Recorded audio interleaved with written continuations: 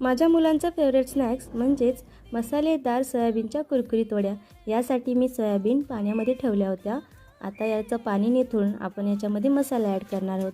मी अशा पद्धतीने मसाला ॲड करते जेणेकरून सगळीकडे मसाले छान असे मिक्स होतील. नाहीतर तव्यावर एकाला मीठ एकाला चटणी असं होतं. आता आपण याला तव्यावरती छान कुरकुरीत होईपर्यंत फ्राय करून घेणार आहोत. मी ते झाकण ठेवते कारण की आतून सॉफ्ट आणि बाहेरून कडक असे होतील, म्हणजे मुलांसाठी खायला सोपे आणि परफेक्ट. आपली ही रेसिपी तयार आहे.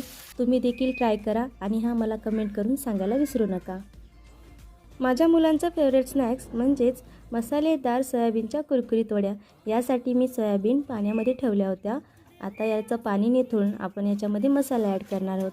मी अशा पद्धतीने मसाला ॲड करते जेणेकरून सगळीकडे मसाले छान असे मिक्स होतील. नाहीतर तव्यावर एकाला मीठ एकाला चटणी असं होतं. आता आपण याला तव्यावरती छान कुरकुरीत होईपर्यंत फ्राय करून घेणार आहोत.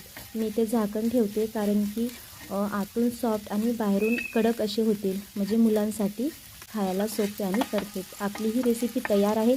तुम्ही देखील ट्राय करा आणि मला कमेंट करून सांगायला विसरू नका.